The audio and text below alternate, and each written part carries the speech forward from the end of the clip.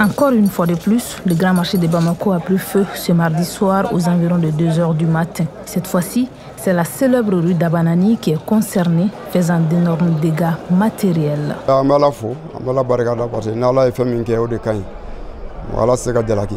N'o tiɲɛni min kɛra bi kuma ka gɛlɛn ne ma kosɛbɛ yɛrɛ n'a fɔra ye yɔrɔ min ɲɛmɔgɔ ye ko nin tiɲɛni sugu kɛra o la a ka gɛlɛn a kuma ka gɛlɛn dɔɔnin quoi depuis 2 h du matin fo kana se sisan na mɔgɔw bɛ ka tasuma faga an bɛ pompier mɔgɔw fana fo u y'u seko kɛ parce que n'u nana u welela u nana u na kuma fana la ka baara daminɛ.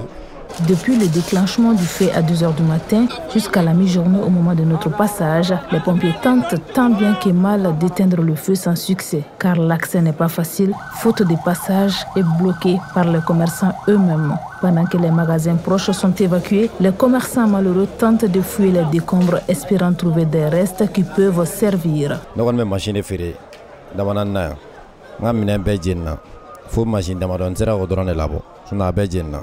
Bon, depuis ne kɔni wulila sɔrɔ 2 h wagati nana sɔrɔ tasuma yɛrɛ ɲagalen don a kɛra sɔrɔ 2 h wagati n sera ka n fanga sera ka minnu labɔ n y'olu labɔ a tɔ kɔni a y'a bɛɛ jeni ne kɔni bɛ min fɔ Mali faamaw ye u k'u hakili to an na u k'an dɛmɛ Ala ni kira yɛrɛ kama o de kɔni ka d'an ye sinon se foyi t'an ye. Ni kɔni y'an sɔrɔ k'a sɔrɔ an bɛɛ bɛ so kɔnɔ yen nɔ an ma bɔ foyi kalama bon ni kɔni an se ma kɛ nin na dɛ an kɔni bɛ yɔrɔ min komi sisan kɔni tiɲɛ yɛrɛ la cogoya foyi tɛ yen nɔ an kɔni an bɛ kalali de kɛ. An jigi fana ye kalali le ni kɔni y'an sɔrɔ vraiment a ka d'an ye an ka dɛmɛ quoi bon n ka taariminɛnw de tiɲɛna n ka finiw quoi komi aw yɛrɛ ɲɛ b'a la cogoya min na jagofiniw b'a la bon ani n ka machine quoi ani n ka télévision yɛrɛ ɲɛ b'a la bon ani n ka compteur a bɛɛ jenina bon ni kɔni fana n y'a devis kɛ sinon an tɛ se ka fɔ an kunfɛ quoi parce que n y'a bɛɛ kɛ bɔrɔ de kɔnɔ n bɛ taa n'a ye so sisan nɔ.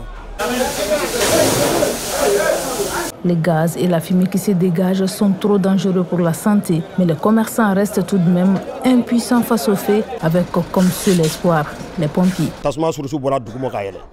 sinon kunun bɛɛ an bɛ yan kuran tigɛra 9 h 18 h bɛɛ sera ka sɔrɔ an ma taa so kuran ma na i y'a faamu fɔ sisan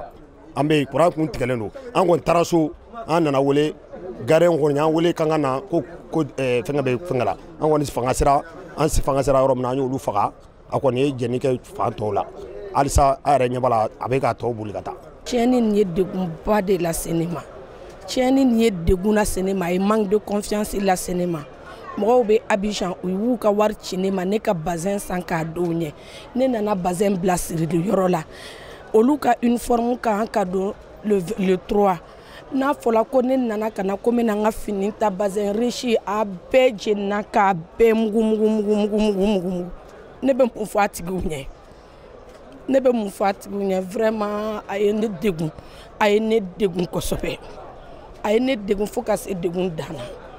Tous déplorent le manque de passage dans les marchés et demandent la réaction du gouvernement. Vraiment ni cɛli a barika bonyana fo ka dama tɛmɛ bon contrôle yɔrɔ dɔ bɛ yen an kan k'o fɔ sugu donda tɛ sugu la sugu donda bɛɛ minɛlen don mɔgɔw sigilen bɛ sugu donda bɛɛ la o fana o man kan parce que minnu bɛ sugu la u bɛ sugu sara de u tɛ Ala kama u bɛ sugu sara de bon na sugu sara i bɛ sugu min sara n'a fɔra i tɛ donda sɔrɔ donda t'i bolo est ce que a ka ɲɔgɔn a man ɲi dɛ o tuma an b'a yira faamaw la sugu bɛ cogoya min na u ka fɛɛrɛ kɛ ka sugu donda libéré mɔgɔw ka don sugu la u ka fɛɛrɛ kɛ u k'u jɔ u jɔyɔrɔ la. Selon les commerçants, plus de 300 magasins au Dabanani sont déjà partis en fumée et les dégâts sont inestimables.